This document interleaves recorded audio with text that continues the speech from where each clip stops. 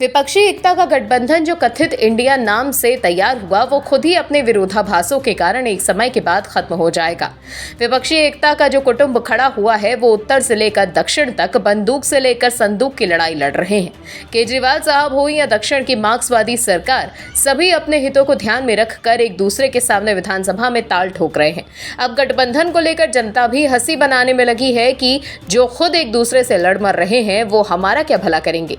जनता को समझ में आने लगा है कि ये गठबंधन स्वार्थ पर टिका है, इसीलिए शायद जनता भी अभी इस गठबंधन पर भरोसा नहीं जता पा रही। गठबंधन के नेता हैं वो आपसी जूतम पैजार में ही लगे हैं। क्या है खबर, बताते हैं आपको। विपक्षी गठबंधन की अगली बैठक मुंबई में होने वाली है। 1 सितंबर को होने वाली इस बैठक के दौरान गठबंधन के सभी नेता आगामी विधानसभा चुनाव के लिए रणनीति तैयार करेंगे, लेकिन उससे पहले ही विधानसभा चुनाव में इससे आपस में रार ठनती नजर आ रही है।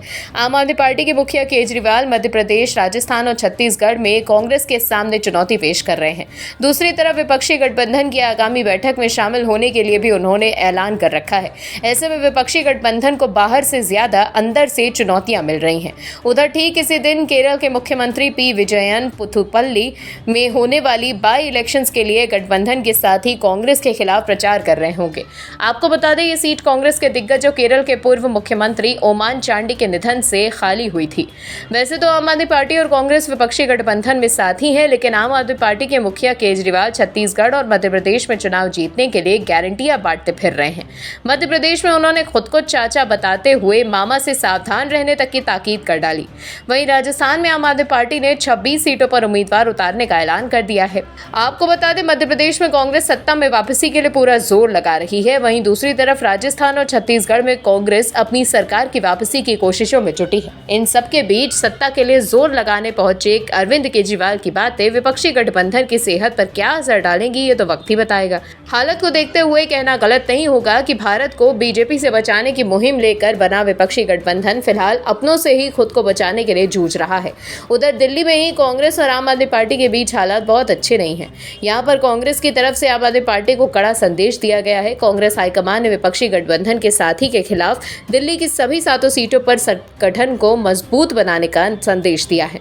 ये संदेश आगामी लोकसभा चुनावों के मद्देनजर दिया गया है, जो आम आदमी पार्टी के लिए एक तगड़ा संदेश माना जा रहा है। ऐसे में जब विपक्षी गठबंधन के नेता मुंबई में जुटेंगे तो उसके सामने कई बड़ी चुनौतियां होंगी। इस दौरान बीजेपी के खिलाफ ज्यादा से ज्यादा लोकसभा सीटों पर एक साझा उम्मीदवार उतारने की रणनीति पर भी चर्चा होगी, लेकिन उससे पहले जो चीजें सामने आ रही हैं वो इस रणनीति की राह में अड़चन पैदा कर सकती हैं। इसके अलावा 11 सदस्यीय कोऑर्डिनेशन कमेटी का गठन भी एक बड़ा मसला है। तो देखा आपने कैसे पीएम मोदी के सामने बेबस होकर विपक्षी दल एकजुट हुए हैं, लेकिन आपसी तकरार की वजह से जनता के बीच उनकी विश्वसनीयता पर सवाल उठ रहे हैं। आम आदमी पार्टी की सरकार को अब उसी की पार्टी के बड़े नेता एक्सपोज करने में लग गए हैं। पार्टी के नेता ने ही आम आदमी पार्टी सरकार की पोल खोल दी है, जिससे पार्टी बैकफुट पर आ गई है। आम आदमी पार्टी का खेल अब ज्यादा दिनों तक नहीं चलता दिख रहा। पहले दिल्ली के विधायकों ने राज्य की खराब स्वास्थ्य व्यवस्था की पोल खोली, अब पंजाब के सांसद भी आम आदमी पार्टी सरकार की पोल खोल रहे हैं। आम आदमी पार्टी के नेता अब इस बात पर उतारू हो गए हैं कि अब सिर्फ बातों से काम नहीं चलेगा, जो वादा किया है वो निभाना पड़ेगा। केजरीवाल साहब को दिल्ली में और उनके राजनीतिक साथी भगवंत मान को पंजाब में अब बातों की चाशनी नहीं, आम जनता को काम करके दिखाना होगा। पंजाब की मान सरकार को उन्हीं की पार्टी के नेता ने घेर लिया। आम आदमी पार्टी के राज्यसभा सदस्य और पर्यावरणविद संत बलबीर सिंह सीचेवाल सतलुज दरिया में उफान के कारण जालंधर में आई बाढ़ के लिए अपनी ही पार्टी की सरकार को जिम्मेदार ठहरा रहे हैं। सीदेवाल की तरफ से सरकार को कटघरे में खड़ा करने से विपक्ष के बाढ़ से बचाव के समय पर प्रबंधन न करने के आरोपों को भी बल मिला है। संत सीचेवाल का कहना है कि जालंधर स्थित शाहकोट उपमंडल के लोहिया क्षेत्र के गीदड़ पिंडी के रेलवे पुल के नीचे जमा सिल्ट को लेकर वो पिछले वर्ष से ही चेतावनी दे रहे थे। रेलवे पुल सतलुज दरिया से लगभग 21 फीट ऊंचा है, लेकिन इसके नीचे 17 फीट सिल्ट जमा है। मात्र 4 फीट जगह ही पानी के निकलने के लिए बची है। सिल्ट हटाने का काम समय से शुरू ही नहीं हो सका। इसका नतीजा ये निकला कि जिले के लगभग 50 गांव बाढ़ की चपेट में आ गए। उधर विपक्षी पार्टियां बीजेपी, कांग्रेस और अकाली दल शुरू से ही सरकार को बाढ़ के लिए जिम्मेदार ठहरा रही हैं। इनका आरोप है कि सरकार ने बाढ़ नियंत्रण के लिए समय रहते तैयारी नहीं की थी, इसी वजह से बाढ़ ने विकराल रूप धारण कर लिया। जून 2022 में संत बलबीर सिंह सीचेवाल ने जल स्रोत विभाग के प्रमुख सचिव के साथ गीदड़ पिंडी रेलवे पुल का दौरा कर उन्हें पुल के नीचे इकट्ठा हो चुकी 17 फीट ऊंची सिल्ट दिखाई थी। तब प्रमुख सचिव ने आश्वासन दिया था कि नवंबर 2022 के दौरान सिल्ट उठवा दी जाएगी। प्रमुख सचिव ने यह आश्वासन भी दिया कि हाईवे बनाने वाले ठेकेदार कंपनियों के साथ मिट्टी उठाने की बात हो चुकी है, इसी वजह से मिट्टी उठाने में कोई परेशानी नहीं होगी, लेकिन काम शुरू नहीं हो पाया।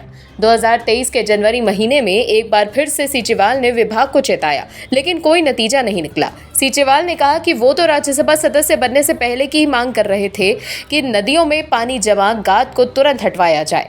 सबसे जरूरी यह है कि तीव्र गति से रेलवे पुल के नीचे जमा सिल्ट को हटाया जाए, धुस्सी बांध को मजबूत किया जाए। आम आदमी पार्टी की सरकार की कार्यप्रणाली अब हर जगह एक ही सी दिखती है, वादा करो और मुकर जाओ।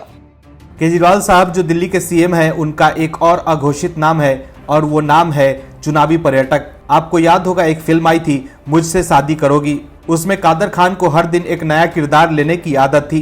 कुछ वैसा ही मिलता जुलता काम दिल्ली के सीएम केजरीवाल साहब कर रहे हैं। उन्हें भी रोज के रोज एक नया किरदार लेने की आदत हो गई है, और वो भी खास तौर पर चुनावी राज्यों में। कहीं वो बेटा बनते हैं तो कहीं भाई, और अब हमारे दुग्गल साहब मतलब हमारे केजरीवाल सर जी मध्य प्रदेश के चाचा बन गए हैं, जिस पर बीजेपी ने करारा प्रहार किया है। बीजेपी की ओर से बीजेपी के वरिष्ठ नेता ज्योतिरादित्य सिंधिया ने केजरीवाल के बयान पर मजे ले लिए हैं। दरअसल मध्य प्रदेश में एक रैली के दौरान केजरीवाल ने शिवराज सिंह चौहान पर निशाना साधते हुए कहा था कि मैंने सुना है यहाँ मामा है, अब उन पर विश्वास नहीं करिए। मैं कह रहा हूँ अब आपका बेटा, भाई और चाचा आ गया है, अब चाचा पर विश्वास करिए। केजरीवाल के इस तंज का जवाब देते हुए केंद्रीय मंत्री ज्योतिरादित्य सिंधिया ने कहा कि चाचा अरविंद केजरीवाल ने दिल्ली का क्या हाल किया है, ये हम सभी के सामने है।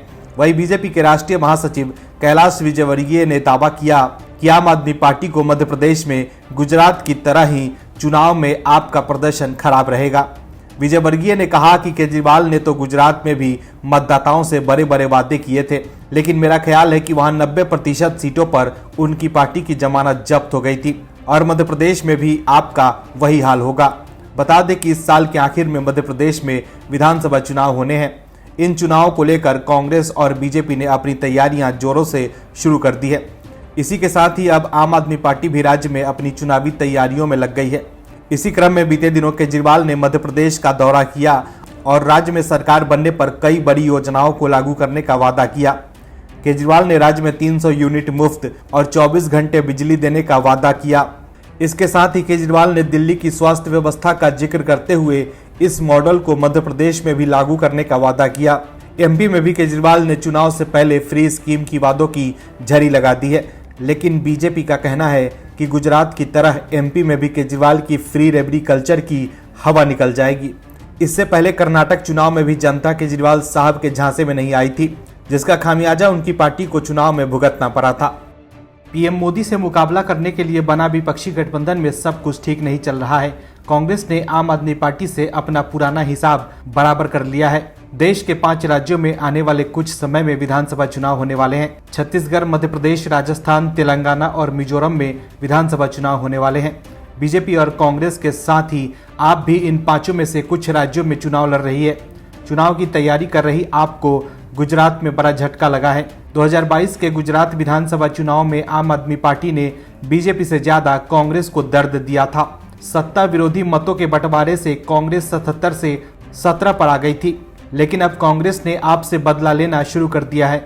गुजरात चुनाव के दौरान कांग्रेस के कई बड़े नेता आप में शामिल हो गए थे, लेकिन इस बार कांग्रेस ने आपको बड़ा झटका दिया है।